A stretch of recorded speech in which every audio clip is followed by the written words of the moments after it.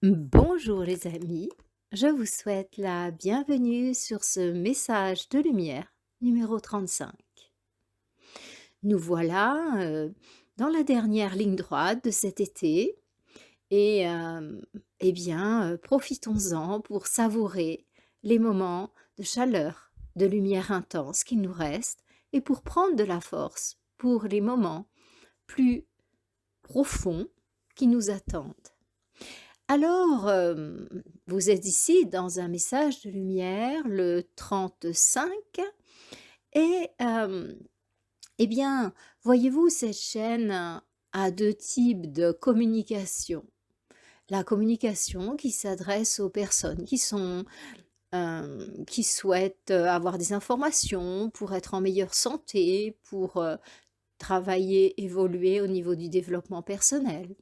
Et puis d'autres vidéos qui sont un petit peu plus spécifiques et qui s'adressent plus particulièrement aux personnes, qui, sont en cheminement spirituel et du coup, hem, eh bien, je conseille aux personnes qui suivent ma chaîne, pour, tout ce qui est santé, développement personnel et diverses astuces pour vivre, tout ce passage, tous ces moments dans la paix, eh bien d'attendre la prochaine vidéo qui sera certainement une, vidéo, qui s'adresse aux personnes, qui sont plus tournées vers la santé, vers le développement personnel, voilà. Celle-ci, c'est une vidéo très spécifique qui s'adresse vraiment aux personnes en cheminement spirituel, voilà. Donc peut-être que pour éviter ce préambule, j'aurais dû, créer 2 chaînes. Vous voyez, tout ce qui est informatique, temps passé sur les écrans et je trouve que j'en ai déjà suffisamment et j'ai pas envie de m'en rajouter. Donc c'est pour ça que je fais le 2 types de communication sur la même chaîne. Voilà mes amis. Eh bien, bienvenue, maintenant aux personnes qui ont choisi de rester et qui s'attendent à recevoir un message qui va dans le sens de la spiritualité de l'éveil.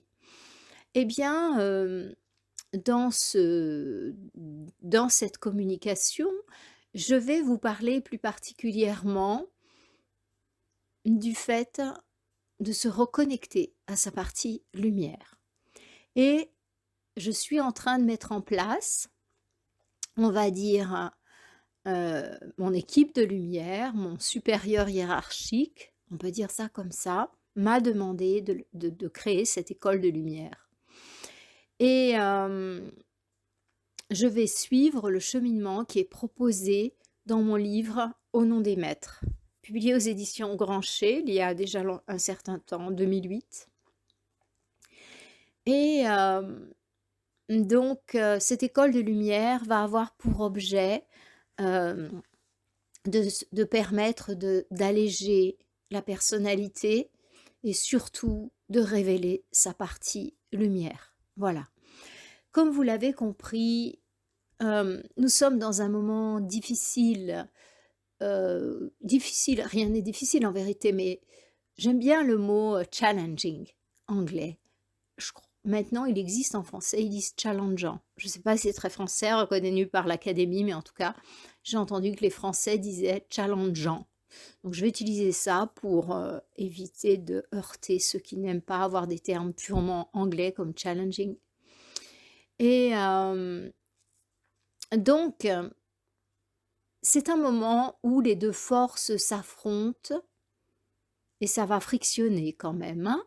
Donc certains qui appréhendent ça, bien sûr, à partir de la personnalité, nous en sommes tous là, hein, maintenant, la personnalité, les amis, elle a la peau dure, hein. Donc et dans un certain sens, ça a du bon, hein, ça nous permet de nous individualiser, de ressentir exactement ce qui se passe au niveau de la nature humaine et ça a du bon.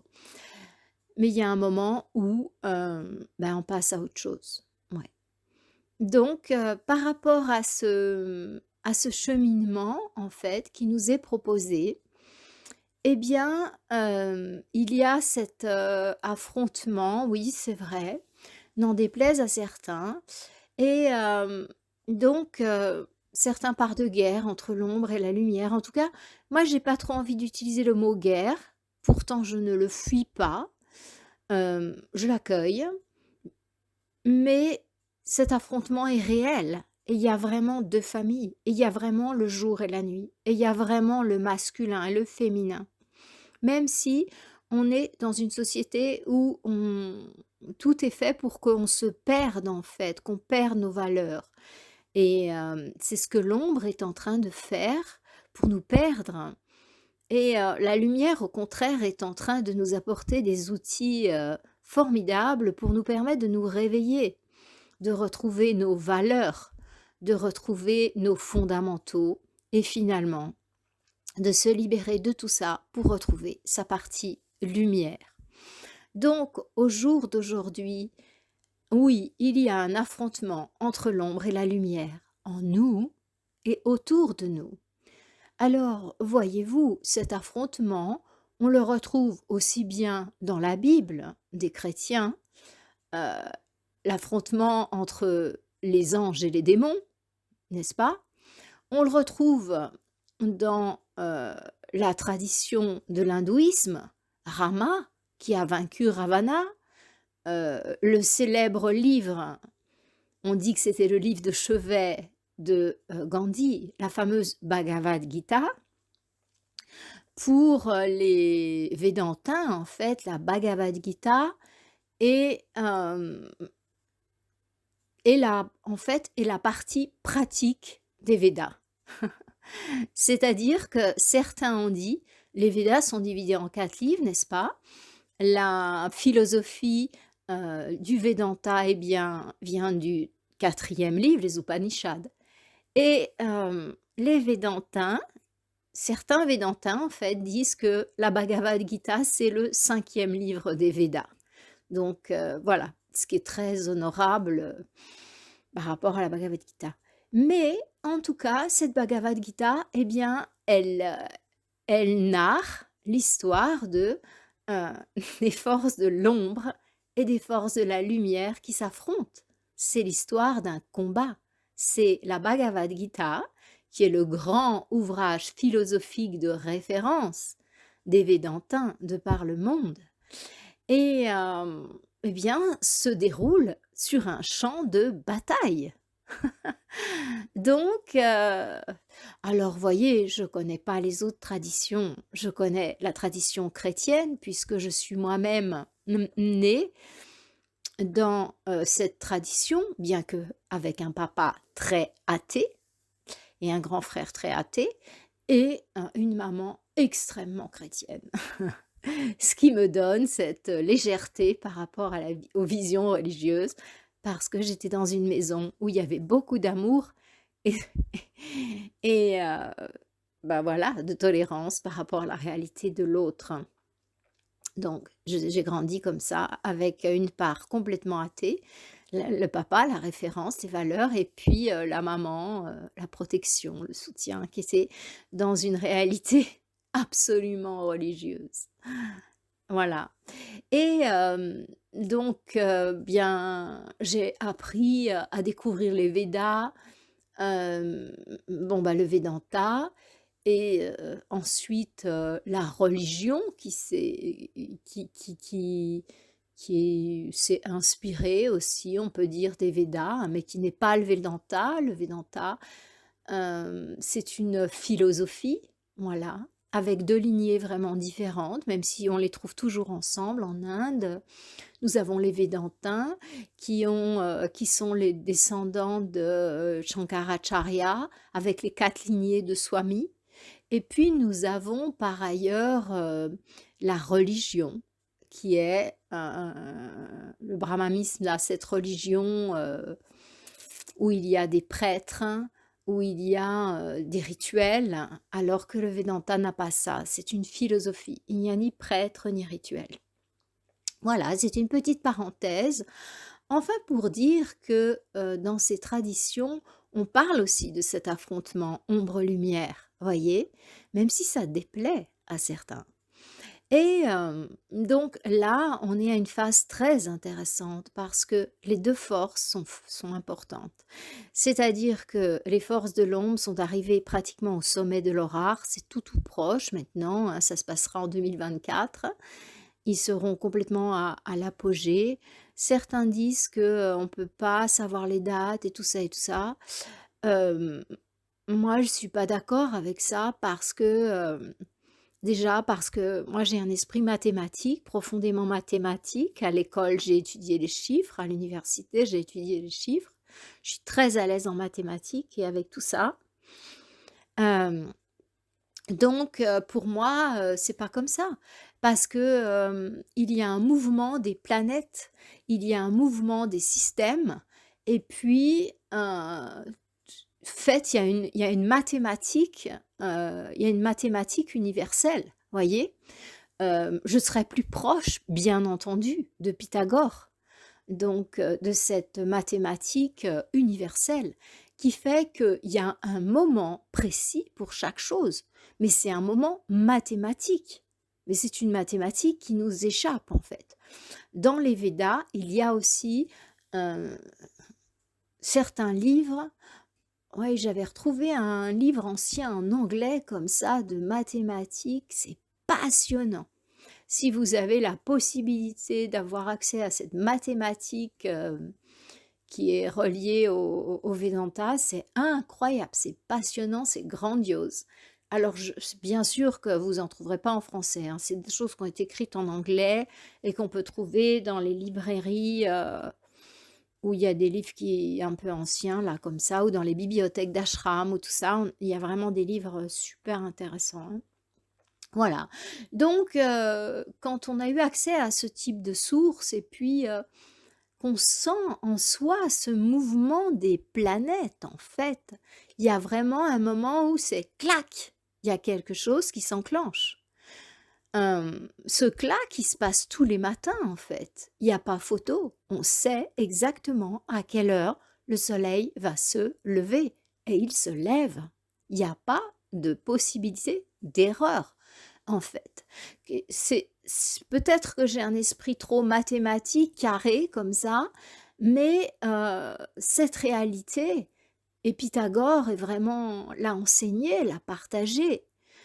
Hem, eh bien, je dirais que j'appartiens plus à cette lignée pythagoricienne, en fait, qui voit les choses de manière mathématique et parfaite, cette perfection dans l'univers. Donc, je veux dire 2024, c'est l'année prochaine. Donc quand je dis ça, je m'engage. Les forces de l'ombre seront au sommet de leur art en 2024. Et en 2024, il y aura l'affrontement entre l'ombre et la lumière. Ça pourra continuer jusqu'en 2025 parce que, voilà. Et donc cet affrontement, il va se passer dans nos êtres, dans nos corps et il va se passer à l'extérieur. Donc qu'est-ce qu'on peut modifier d'un point de vue karmique? On peut modifier d'un point de vue karmique, hem, le fait que, ce déclic, il va avoir lieu. Il est, 6h48, le soleil commence à se lever. C'est un exemple. Donc en fait, au niveau des planètes, au niveau des systèmes, ça va être clac, ça va se passer. Mais en fait, en fonction des énergies qu'on a accumulées, on va pouvoir protéger l'humanité et se protéger. Je m'explique. Le En fait, excusez-moi parce que je vois ça par schéma dans ma tête. Je vois les histoires d'astrologie, les cartes du ciel en fait. Et c'est un petit peu comme en astrologie, il y a, je vais avoir dans mon ciel un carré, heu, qu'est-ce que je pourrais dire de ouais. Heu, un carré, ça va me faire un carré à mon Mercure, voilà. Puisque Mercure, c'est une planète qui est assez proche de nous, donc du coup, on est assez familier avec ce type de vibration mercurienne, vénusienne. Donc il va y avoir un carré dans mon ciel, je vois. C'est un transit en fait. Qu'est-ce que c'est qu'un carré? Ben, c'est-à-dire qu'on a une carte de naissance, une carte du ciel de naissance et eh bien, on est imprimé dans notre réalité, on est imprimé de la position des planètes au moment de notre naissance. Je m'explique. Hem, le cœur bat, tout est prêt pour que l'enfant vienne sur terre. Mais la réalité, c'est qu'il va prendre vie au moment où il va respirer pour la première fois l'air de la terre, n'est-ce pas?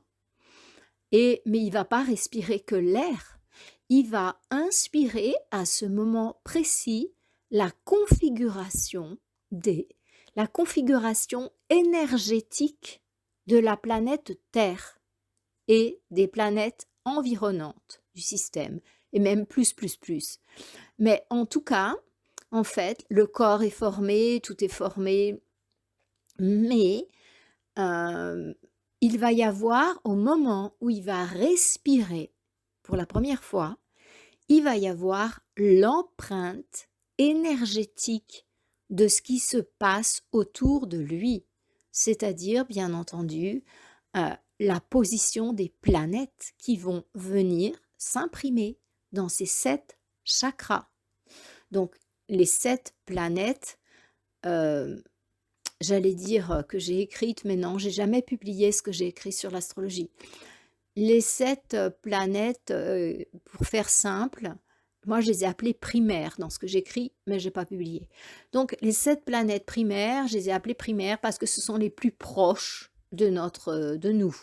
Bon, après c'est discutable, on pourrait les appeler différemment. Bah, fallait bien mettre un nom, n'est-ce pas?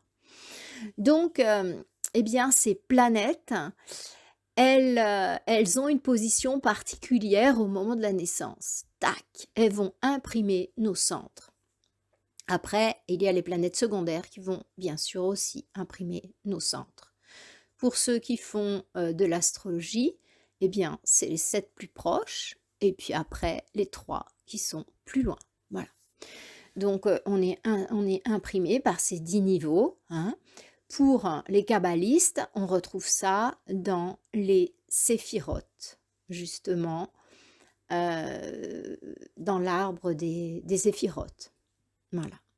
Ces 10, ces 10 types d'énergie. Je ne vais pas rentrer dans les détails, c'est pas le propos. Mais en fait, pour vous dire que, ça impacte ça impacte. Ça nous donne notre vibration de base dans cette incarnation-là. Je dis pas que c'est la vibration qu'on a depuis qu'on est rentré dans la roue des incarnations. Non, non. C'est l'incarnation. C'est en fait, ça va nous donner la vibration, la constitution vibratoire précise dont on a besoin pour réaliser ce que l'on est venu faire sur Terre. Et tout est parfait. Voilà. Donc, en fonction de notre réalité énergétique, elle est aussi palpable en fait que le fait de dire: «Je suis brun, j'ai les yeux noisettes, voilà, je mesure tant, je pèse tant». Eh bien, en fait, au niveau énergétique, il y a la même réalité. On a vraiment une réalité énergétique. Sauf que dans nos sociétés, on ne la prend pas en compte. Bon, c'est comme ça. Dans le temps, les astrologues étaient très importants. Et justement, hem, en fait, après, il va y avoir des transits, c'est-à-dire que les planètes, elles bougent dans le ciel, non? Je parle pas des histoires, qui sont plus loin, sidérales et tout, hein. Je vous parle simplement de l'astrologie classique et de l'astrologie basée sur le soleil. Parce que l'astrologie des Indiens est différente. Elle est basée sur la lune et nous, on est basé sur le soleil.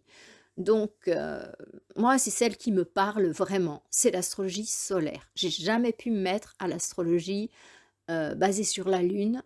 J'ai appris pour savoir les différences et pour ne pas être fermée à la richesse de l'échange culturel, mais elle ne me parle pas.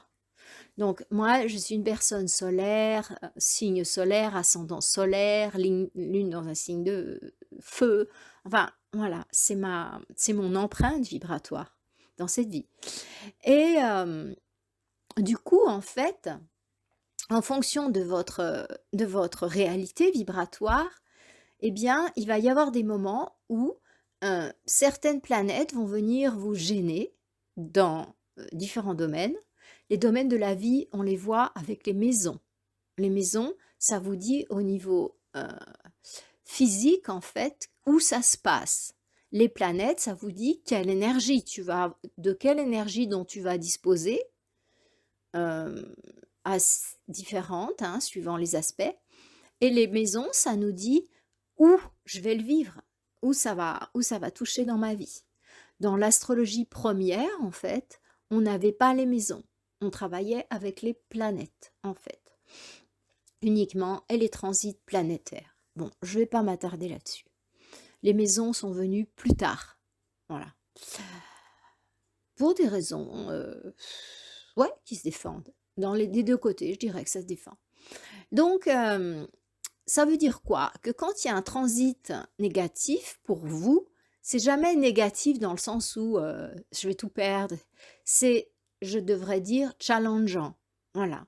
Donc, par exemple, euh, il faut que je continue à vous expliquer pour que vous compreniez bien l'histoire. C'est-à-dire que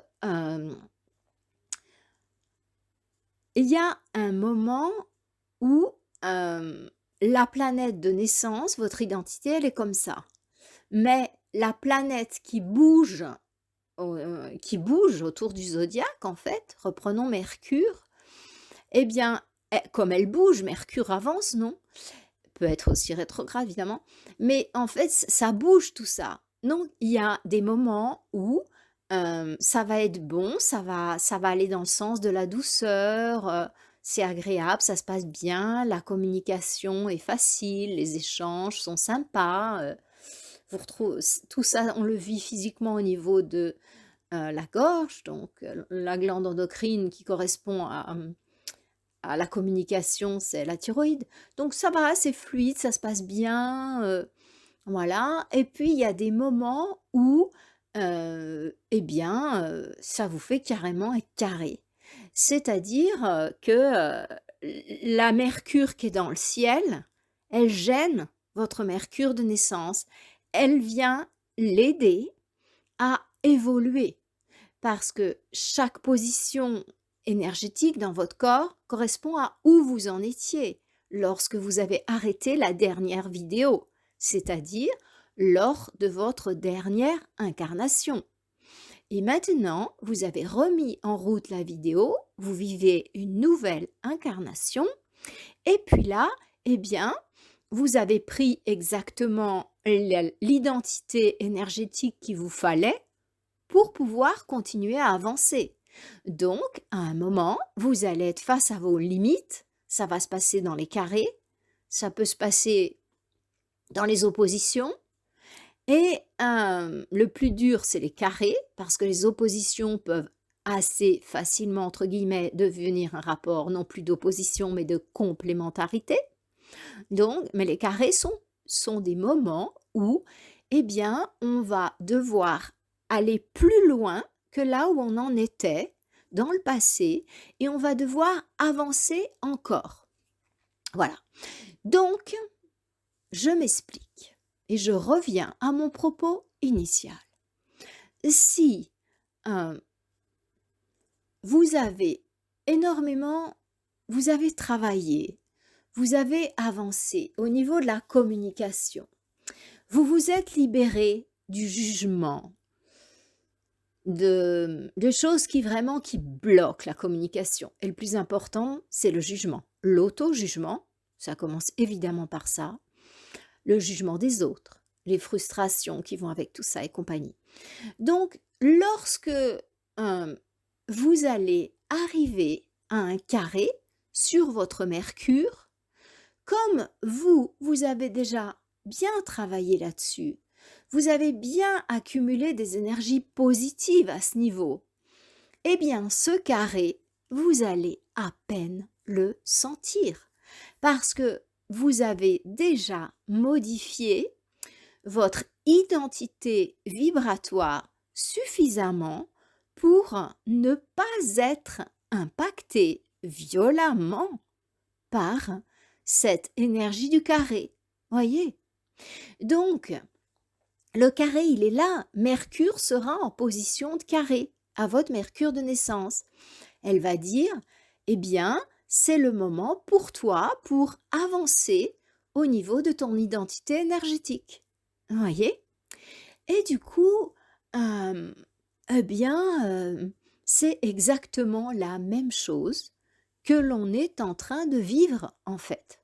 Il y a effectivement des mouvements planétaires qui vont faire que sur Terre, et qui font déjà que sur Terre, ça secoue.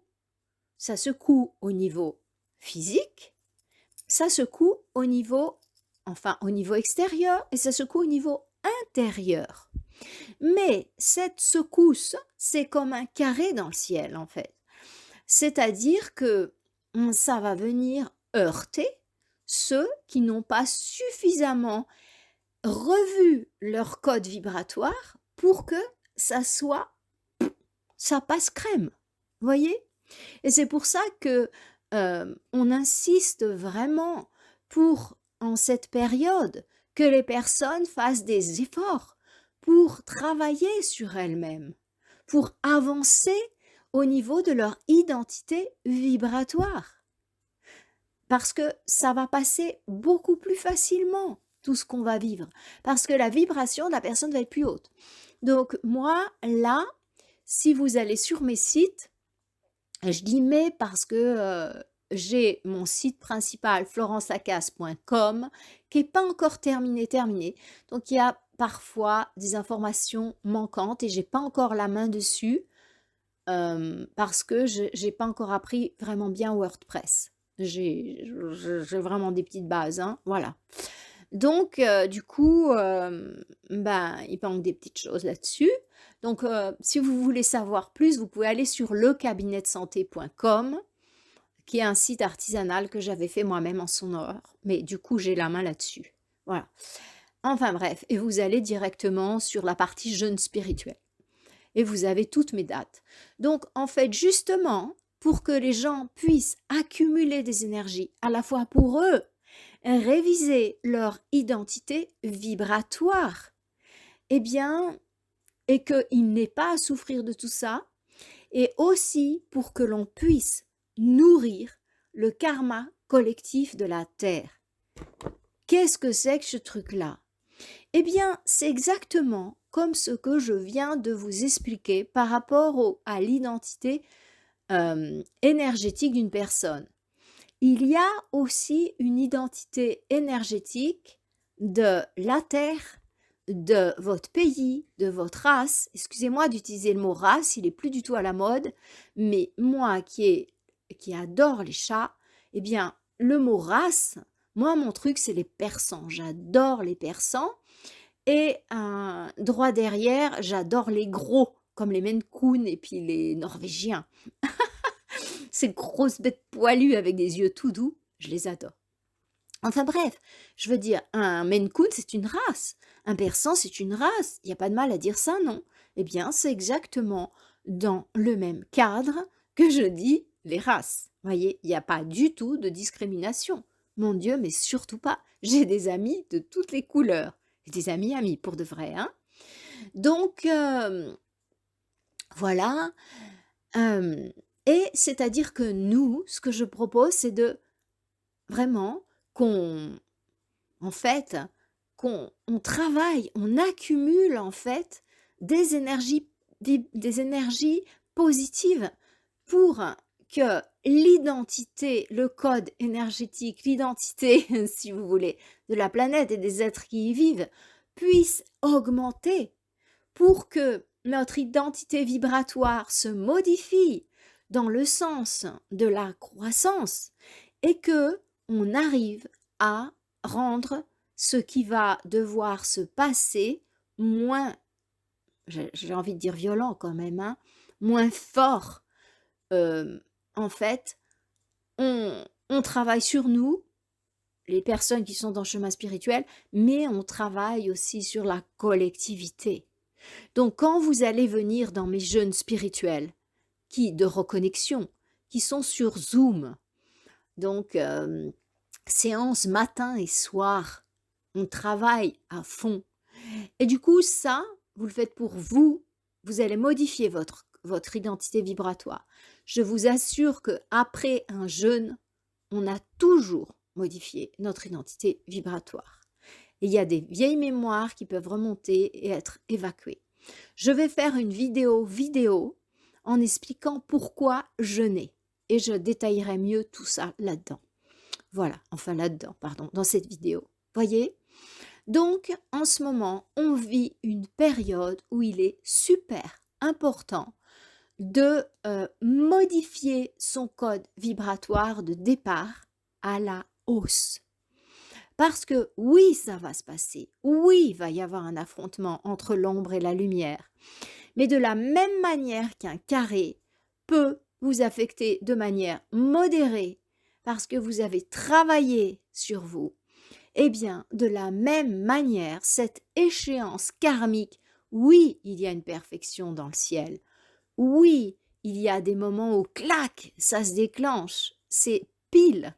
Et le moment, il existe et il n'est pas modifiable parce qu'on ne va pas arrêter le transit de Pluton, on ne va pas arrêter Mars, on ne va pas arrêter Uranus. Voilà. Donc, il y a des grandes planètes qui ont une influence, qui font vraiment bouger les choses sur cette Terre. Donc, quand il se passe des choses comme ils vont se passer, eh bien, regardons Pluton. Alors pour certains, c'est pas une planète. Bon, dans l'arbre des séphirotes, elle apparaît pas. C'est la planète en fait qui, il n'y a pas de séphirate dessinée, mais elle est là en fait. Mais elle est pas visible, mais il y a quand même son empreinte sur l'arbre. Hein. Donc, on peut quand même la prendre en considération. Et son ambassadeur plus proche, c'est la Lune. Et dans ce que j'ai appelé, mais j'ai pas encore publié ça, les planètes primaires. Bref, donc en fait, il y a des planètes aussi comme Mars. Mars, c'est vraiment la planète de l'action. C'est la planète, c'est de la guerre. C'est le masculin. C'est vraiment, ça peut piquer, voyez. Et puis Uranus, eh bien Uranus, c'est carrément la planète que j'aime appeler la planète du destin, des coups du destin en fait. Uranus, c'est les coups du destin. Donc, et ce sont des coups du destin qui peuvent vraiment décoiffer fort. Donc, si on est prêt pour les accueillir, chouette, tout va bien. Mais attention, Uranus n'est pas du tout négative. Elle peut être aussi positive qu'elle est négative, qu'elle peut être négative. Négative, j'entends par négative challengeante, c'est-à-dire qu'elle va vous mettre face à votre niveau, vos limites au niveau de votre identité vibratoire par rapport à cette planète et ça peut mousser, vous voyez. Donc, Uranus, eh bien, Uranus, ça peut être aussi, ben voilà, je rencontre la bonne personne pour me guérir et cette maladie que je traînais depuis 20 ans, eh bien, tout d'un coup, là, comme par miracle, elle est guérie. Nous, on voit ça en décodage biologique, on voit des miracles. Moi, je vois des miracles en décodage biologique. Je dis pas que c'est fait pour tout le monde et que c'est toujours comme ça, qu'on n'est pas parfois face à des verrouillants, qu'on a la peau dure et ça prend un certain temps avant d'y arriver. Mais j'ai vraiment vu parfois dans des séances des choses incroyables en une séance. Voilà. Donc, c'est assez radical. Hein. De la même manière que les PNL, la PNL, en une séance, on voit des phobies qui disparaissent qu'en 20 ans. Voilà. Donc, plus 50 ans même parfois. Donc, si vous voulez, les transits d'Uranus, c'est vraiment le coup du destin, quoi, qui va me donner un grand coup de main, là, parce que cette histoire, elle est finie. C'est fini. Il y a vraiment une réalité mathématique dans le ciel. Et tous les astrologues vous le diront. C'est fier descendant de Pythagore. Pour remonter seulement jusqu'à là. Après, les Égyptiens et tout ça, peu importe. Mais moi, déjà, pour moi, mon premier maître, en fait, ça a été Pythagore. Ça a été Pythagore. Je récitais les vers d'or chaque soir avant de m'endormir. Donc, avant que mon expérience d'éveil importante se passe. Donc, j'étais vraiment connectée à Pythagore. Voilà. Et donc, voilà. Alors, comment ça va se passer? Eh bien, qu'est-ce qu'on nous demande maintenant? On nous demande d'ajuster notre identité vibratoire. pour que ça fasse moins mal, que ça passe en fait. N'oublions pas que notre identité vibratoire, l'énergie des planètes, on la capte dans nos 7 chakras, c'est une espèce de spirale comme ça et ça rentre. Et plus la résonance en nous va être, libre, voilà, et plus ça va pouvoir, nous traverser, voyez? C'est une l'énergie en fait, et on parle beaucoup maintenant, on parle plus d'acceptation, on parle d'accueil, et c'est vraiment très juste en fait. C'est ce mot, anglais welcome. Donc welcome l'énergie, c'est-à-dire, on l'accueille en fait, on l'accueille l'énergie, et du coup, elle ne fait que nous traverser sans nous détruire. C'est un petit peu comme l'eau en fait qui coule et qu'on ne peut pas arrêter. Donc si on veut l'arrêter, qu'on se met à faire des barrages et que les barrages cassent, ça peut faire se rompre, ça peut faire des grosses catastrophes. Donc l'énergie des planètes, c'est un petit peu ça en fait, elle nous traverse, voyez? Et ben, il suffit de l'accueillir. Mais le problème est que si notre identité vibratoire ne le permet pas, parce qu'on a vécu des choses difficiles, ben, je reprends Mercure au niveau, eh bien, on a grandi avec un papa ou une maman qui était intolérante, qui était on ne pouvait pas s'exprimer, on a un tas de choses qui sont restées en travers de la gorge. Et ben, bien sûr que la relation avec Mercure, parce qu'on a été dominé, on a été, maltraité au niveau de la communication, elle est rude. Donc du coup, l'énergie, la personne, au lieu d'accueillir, de laisser traverser, ben, elle va avoir un rapport à cette énergie qui est un rapport de jugement, un rapport d'intolérance, et tous ces venins qui peuvent être là. Et du coup, l'énergie, elle va lui faire mal quand ce sera une énergie qui sera challengeante. Donc, eh bien, libre à elle de pouvoir avancer dans ce sens-là, et les thérapies brèves sont très efficaces. Je suis moi-même thérapeute de thérapie brève, et il y a un tas de gens qui le font aussi très bien. Voilà. Donc, comment se préparer? Eh bien, en modifiant son code vibratoire aux différents niveaux. Son identité vibratoire, en fait. Identité vibratoire, j'entends universelle, hein. Je ne parle pas de celle qu'on essaye de nous imposer avec les V, A, C, voilà, vous savez la suite. Non, je ne parle pas de ce code qu'on voit quand on fait des scans Bluetooth et qu'on voit des codes sur les vaccins, et je ne parle pas du tout de ça, hein. Non, je parle d'un code vibratoire universel, en fait, hein. Ouais, voilà. Donc, qui est beaucoup plus subtil, en fait, que l'ADN, finalement. Parce que c'est vibrations pures, voyez? Spirales d'ADN, ben, on peut les voir dans un microscope super, super performant. Moi, j'ai jamais étudié ce champ, donc je peux pas en parler. Vous voyez, ben, j'ai étudié comme toute personne qui a étudié la médecine, l'ADN et machin, mais je peux pas dire que j'ai pu le voir dans des microscopes très avancés et tout ça. Non, non, non, j'ai jamais été en contact avec cette technologie très avancée, donc j'en sais rien. Non, je me tais sur ce que je ne sais pas, c'est toujours mieux, hein. Et puis voilà. Donc, eh bien, maintenant, on est à une période où en nous, notre partie ombre et notre partie lumière vont s'affronter. Voyez? Alors ça, c'est important à savoir parce que, en fait, je crois qu'il faudra que je fasse un message de lumière en entier pour expliquer ça. Comment ça se passe en fait. Heu, Peut-être que je peux le faire en rapide. Je vais essayer. Donc si vous voulez, nous venons en incarnation, mais il y a une partie de nous, comme je l'ai déjà expliqué dans des messages de lumière assez récents, il y a une partie de nous qui va rester sur les plans supérieurs, notre partie lumière qui va rester sur le plan que les occultistes occidentaux appellent bouddhique. Cette partie lumière, si elle souhaite faire l'expérience de l'incarnation, va rentrer dans le cycle des incarnations. Une porte va se refermer derrière elle, elle le sait, elle ne se rouvrira que lorsqu'elle aura atteint la vibration suffisante pour être en toute chose reconnectée au corps de lumière. Bouddhique, si vous voulez, pour les occultistes. Donc, elle va traverser la porte de l'oubli et point barre. Là, elle se retrouve dans le cycle des incarnations.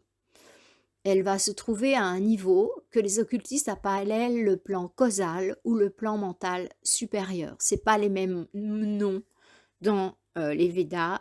On parle de stula, de gain, mais je m'adresse à un public occidental, donc je vous parle de corps. Mais vous retrouvez ça dans les stulas. Donc, en fait, on se trouve sur le plan causal et j'utilise les mots qui sont en usage hein, dans ce monde. Et sur ce plan, eh bien, il va y avoir la formation de ce que j'ai appelé dans Au nom des maîtres, où tout ça est très détaillé, édition Grancher. Eh bien là, il va y avoir formation de ce que j'ai appelé une personnalité permanente et un corps permanent. Voilà, on n'est plus dans le corps bouddhique, on a refermé la porte, et là, on va vivre l'expérience de l'incarnation. On est dans ce corps permanent entre les incarnations. C'est un plan très agréable, le plan causal, c'est notre plan de lumière à nous. C'est là où se trouvent les grands instructeurs de l'humanité, et c'est là où certains d'entre nous retournent pour aller continuer à vivre sur ce plan. Ça permet de plus accepter, on va dire, les contraintes de l'incarnation, et aussi de pouvoir s'entretenir avec les frères et sœurs de lumière et les supérieurs hiérarchiques qui sont responsables de l'évolution sur Terre. Parce que quelle que soit notre origine, à partir du moment où on passe la porte et qu'on rentre dans cet espace terrestre, en fait, on est dépendant des hiérarchies de lumière qui veillent sur la Terre. Bien. C'est pareil pour les humains et c'est pareil pour les non-humains, c'est-à-dire ceux qui vont venir dans des corps d'animaux ou qui ont suivi le chemin des anges, en fait, des archanges, et voilà. C'est tout à fait différent de notre évolution à nous. J'en parle aussi dans Nom des maîtres, donc si ça vous intéresse, je vous renvoie là. Et je le détaille, vraiment. Je détaille toutes les hiérarchies terrestres, en fait. Hein. Donc, c'est là où ils se trouvent les grands instructeurs. Et certains confondent, en fait, les deux plans. Le plan astral, où c'est vraiment... c'est une soupe, hein, l'astral. C'est-à-dire, il y a vraiment de tout. Hein. Et ils confondent avec le plan causal, qui est le plan des grands instructeurs. Donc, parce que sur le plan astral, c'est le plan de la Maya, de l'illusion, où tout est possible. Alors, il peut y en avoir qui se font passer pour des grands instructeurs, et les gens, ils prennent leurs messages, qui pensaient être des messages télépathiques, mais en fait, qui sont des messages qui viennent de l'astral, où on leur raconte un tas de trucs, et on les embrouille complètement, et l'astral, c'est vraiment un plan où il y a vraiment à boire et à manger. Hein. Il y a aussi la lumière sur ce plan, évidemment, hein, mais il faut arriver à monter au-delà du 5e plan. Tous les espaces sont divisés en 7 strates, niveaux vibratoires, et les forces de l'ombre peuvent arriver jusqu'au 4e, c'est tout. Au 5e, on ne les voit pas beaucoup, et puis 6 et 7, c'est les forces de la lumière. Enfin bref, je ne vais pas détailler ça ici. Je crois que j'en parle aussi dans Au nom des maîtres, et j'expliquerai tout ça à mes élèves de l'école de lumière très en détail. Donc voilà, et à partir du moment où on décide de venir s'incarner, là de vivre une incarnation terrestre, eh bien à nouveau on va repasser une porte de l'oubli et on oublie tout ce qu'on a vécu depuis qu'on est dans la dimension terrestre et on vient vivre une incarnation terrestre, voilà. Et on ne se souvient pas de nos incarnations passées puisqu'il y a une deuxième porte de l'oubli. On peut la repasser quand soit quand on décède, et qu'on est dans un état positif qui nous permet de retrouver au niveau vibratoire le plan permanent, en fait. Et sinon, eh bien, on va rester dans un plan intermédiaire, plan astral ou autre, qui ne sont pas toujours formidables. Bon, peu importe, voilà. Ça peut être... pas si désagréable que ça, en fait, rester sur le plan astral ou sur le plan mental, pas accepter de lâcher. Je m'en suis rendu compte avec mon grand frère que j'ai perdu il y a peu, et donc c'est mon grand frère, hein, donc voilà. Donc j'ai voulu voir ce qui se passait pour lui, je l'ai aidé, et en fait, ben oui, il avait un certain nombre de choses à régler, hein, comme tous et c'est quelqu'un qui était très attaché à sa famille et j'ai vraiment je le vois pas toujours, non, non, non, c'est pas moi qui décide, c'est quand au début oui, pour l'aider et une fois le délai, classique passé, je l'ai laissé faire et un jour, il est venu me revoir et j'ai dit: «Qu'est-ce qui se passe?» tout ça et il m'a raconté et en fait, je lui ai dit: «Mais viens, je vais t'aider à passer dans la lumière» et il m'a dit: «Non, non, non, je suis bien là, j'ai encore besoin de ça. Je suis pas prêt à lâcher tout ça». Voilà et du coup, bah, j'ai regardé un peu ce qui se passait pour lui et j'ai vu qu'il était, dans un espace de tranquillité. Ça m'a quelque part rassurée parce que moi qui travaille avec le transgénérationnel, je trouve des gens qui sont vraiment en train de souffrir, qui sont restés accrochés là, des ancêtres et waouh! Ils vivent des choses atroces et enfin atroces, ils sont bloqués dans une histoire de souffrance, quoi et du coup, ben, je voilà et les âmes qu'on recueille quand on fait passer des âmes au ben, souvent ce sont des âmes qui tournent en rond ou qui souffrent, en fait. Soit elles tournent en rond, soit elles souffrent. Alors, voyez, c'est pas du tout ma spécialité, ne me contactez pas pour ça surtout pas. Moi, je le fais quand ça c'est nécessaire à faire, voyez? Et donc bah, quand on travaille avec le transgénérationnel, bien sûr qu'il y a des moments où il faut faire passer les âmes, on va pas les laisser là, ces pauvres âmes. Enfin bref et j'avais mon expérience personnelle, c'était soit de voir des gens qui tournent en rond de par mon travail, si vous voulez, soit des gens qui montent, dans la lumière. J'ai perdu mes 2 parents il y a quelques années et ben, eux, papa, c'était facile de le faire monter dans la lumière, il a bien accepté ça parce que j'ai beaucoup accompagné avant le départ. Mais maman, ça a pris un peu plus de temps et voilà. Puis ouais, enfin bon, maintenant ils sont tous les 2 dans la lumière et ils ont pas trop traîné sur ces plans. Voilà. Hem, Certains se réincarnent vite, hein, donc je vais pas parler de ça, mais voilà. Donc j'en reviens à mon propos. Eh bien, donc on referme la porte, voilà, on est sur terre, on vit des expériences, on a choisi de venir là et voilà. Ensuite, en fait, maintenant, ce qui nous est demandé, c'est de nous reconnecter à notre partie lumière, voyez? Donc, la vibration de l'akasha, mon expérience, c'est qu'elle se trouve au niveau causal, en fait, à peu près. Mais c'est pas quelque chose, c'est vraiment c'est une matière où tout s'imprime, en fait. Alors là, vraiment, le champion de ça, c'est, comment il s'appelle? Mathias De Stefano. Il est vraiment fort ce garçon, vraiment intéressant à suivre. Je le trouve si vous suivez les vidéos en anglais, je les trouve vraiment bien. En espagnol, et c'est peut-être plus compliqué, enfin, il en fait tous les jours, donc du coup, voilà.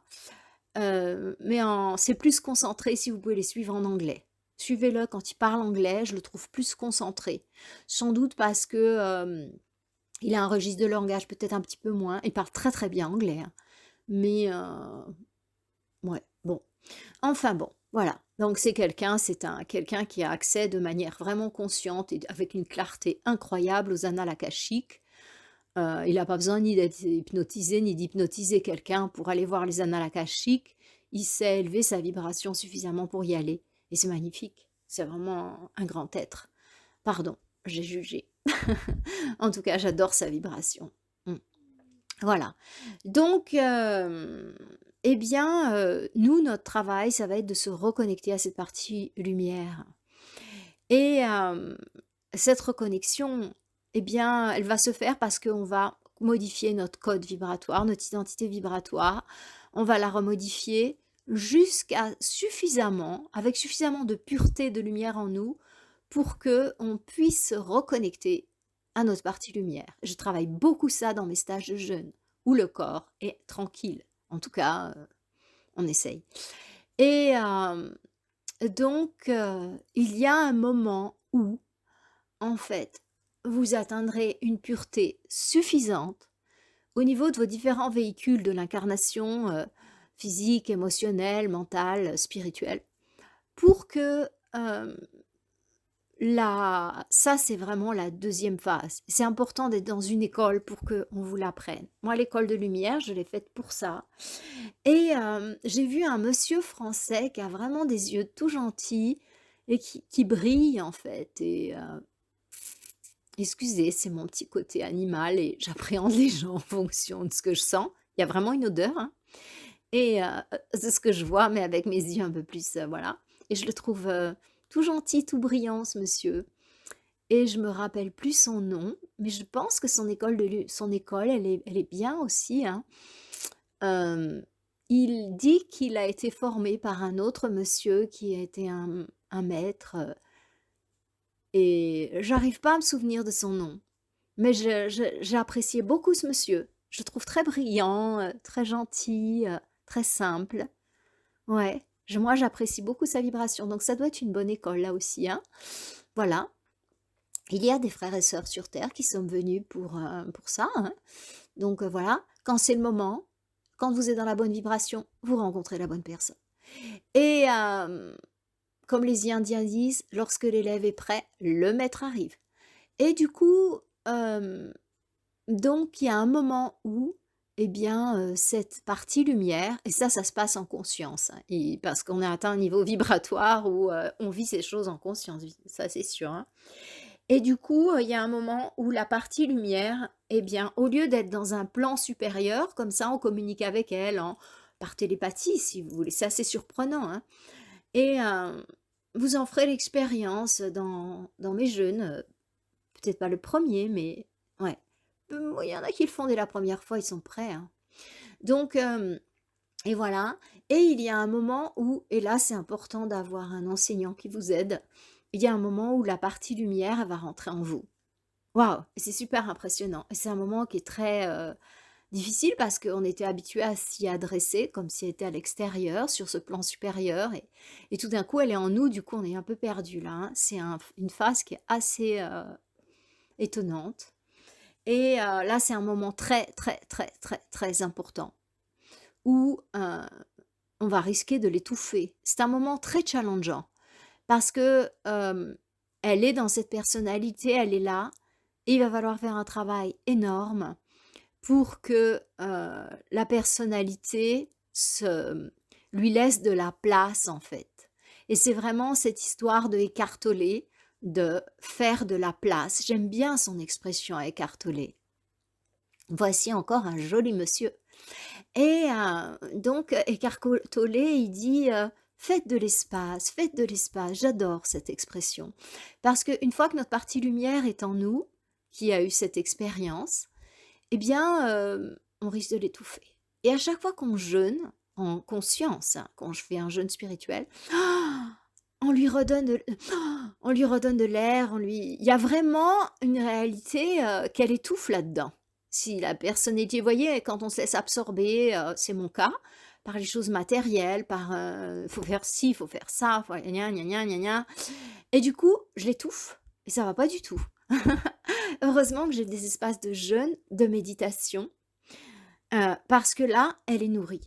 Donc en fait et quand on médite, en fait, c'est pareil, on se réouvre et elle respire, elle respire, elle respire. Voilà les amis. Hem, j'ai été brève sur ce sujet. Si certains ont envie d'en savoir plus, j'en parlerai bien dans mon école de lumière et quand j'aurai le temps, je reprendrai ma plume pour aussi tout ça. Donc de toute façon, je devrais la reprendre pour l'école de lumière, pour écrire mes cours. Voilà mes amis. Eh bien, vous savez bien que si cette vidéo vous a plu, vous faites un pouce, vous laissez un petit commentaire, ça fait toujours plaisir et en fait, vous pouvez appuyer sur la cloche pour être prévenu à chaque fois qu'il y a quelque chose. Moi, j'essaye de poster, chaque une fois par semaine et c'est quand même assez exigeant, hein. Donc parce que je n'ai aucune aide informatique et tout ça, à part les gens que je dois payer. Donc comme ces vidéos, ben, sont pas, monétarisées, donc du coup, ben, c'est compliqué d'avoir des gens pour m'aider payants, hein. Donc je fais tout moi-même. Ça prend du temps, ça prend du temps. Donc j'en ferais beaucoup plus si j'avais de l'aide. Mais pour l'instant, c'est comme ça. Voilà, donc soutenez la chaîne, mettez un pouce, mettez une cloche pour être prévenu, partagez-les avec des amis qui sont en cheminement spirituel. Les autres, c'est pas la peine du tout, ça va plutôt les barber. Voyez, on a déjà tellement de trucs sur nos messageries, leur envoyez pas, c'est pas la peine. Moi, je ne suis pas du tout là pour avoir un record d'audience. D'ailleurs, les personnes comme moi s'adressent pas du tout à un nombre vaste dans ce type de vidéo. C'est pour un petit nombre de personnes, en fait. Celles qui sont prêtes à entendre ça. Voilà mes amis, je vous salue, je vous souhaite une lumineuse semaine et je vous souhaite de bien nourrir cette partie lumière et de bien travailler sur votre identité vibratoire pour la faire remonter. N'oubliez pas que par l'effet papillon, ce que l'on fait pour nous a une résonance sur l'univers entier. Donc c'est aussi du karma positif que vous allez accumuler pour notre humanité, pour que notre identité collective vibratoire augmente et que ça fasse moins mal. Voilà mes amis, je vous remercie et je vous dis à bientôt dans une prochaine vidéo. Namasté!